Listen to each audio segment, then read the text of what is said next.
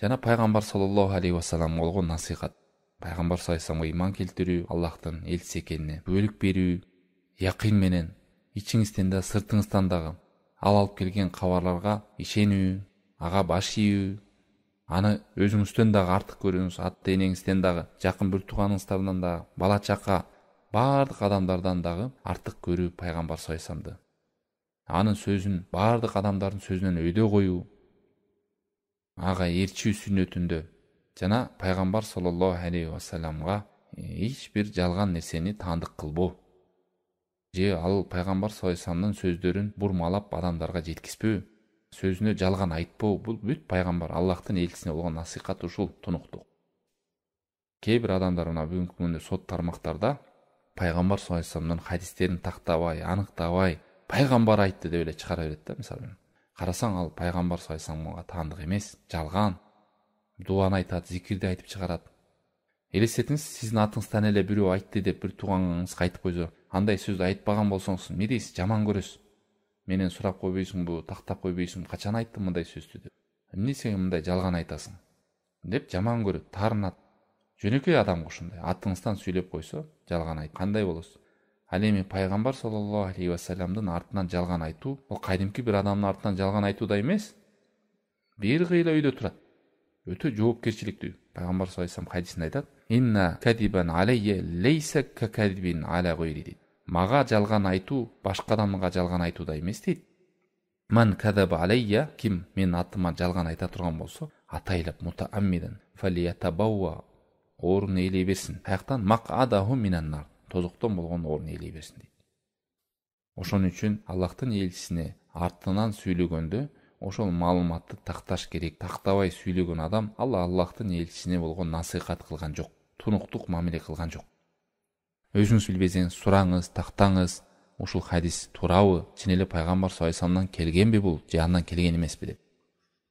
Кыскалап айтканда, Аллахтын элчисине ылас мамиле кылуу, ага болгон насыйхат эмне дегенде, негизгилери ага болгон ыйманыңыз, күбөлүгүңүз, ага болгон баш ийүүңүз, ал алып келген кабарларга ишенишиңиз, пайгамбар саллаллаху алейхи вассаламды бардык адамдардан өйдө жакшы көрүшүңүз, өзүңүздүн напсиңизден дагы жана анын сөзүн башка адамдардын сөзүнөн өйдө коюу. Пайгамбар саллаллаху алейхи вассалам сой хадисинде ушундай келген десе болду. Ойлонбостон кабыл кыласыз.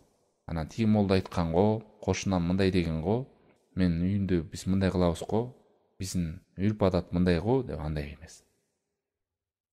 Пайгамбар саллаллаху алейхи вассаламда келген нерсени түз кабыл кыласыз, кабыл кылып аткарасыз. Жана пайгамбар саллаллаху алейхи вассаламдын артынан жалган сүйлөбөйсүз, жалган маалыматтарды таркатпайсыз, билбейсизби, унчукпайсыз. Бул ошол тынчтыкта. Кимде ким билбесе, унчукпаса, ал тынчтыкта болот.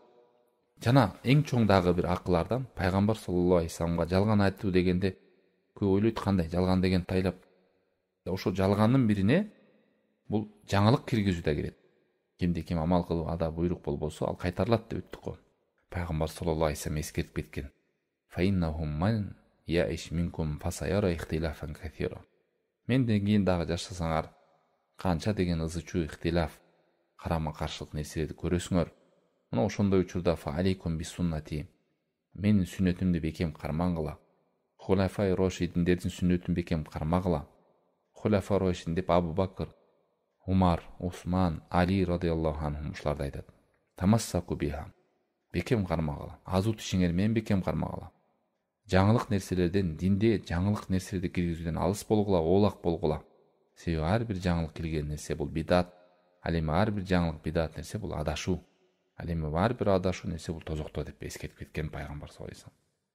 Мына ошондой диндеги жок нерселердин пайда болушуна себепкер болуп кетүүдөн сак болуңуз.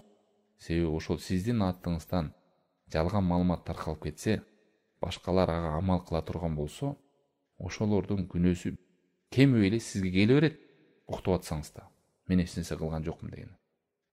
Анан жанагындай группаларга, сот тармактарга мага келиптир, анан мен бөлүшүп койдум деп тактабай, сурабай эле бөлүшүп жүрүп, бир күнөө иштерди, диндеги жок негиздерди бөлүшүп жүрүп, анан ал дагы башка бөлүшөт.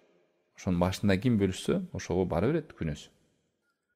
Анан пайгамбар саллаллаху алейхи вассаламдан ачык келген хадистерди бөлүшүү сооп.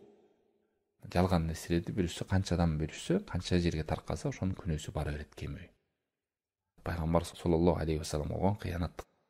Даиф хадистерди таркатып салуу, тактабай аны сохих деп айтуу, пайгамбар саллаллаху алейхи вассаламдан келбеген нерселер келди, ушуну пайгамбарга таандык кылып салуу.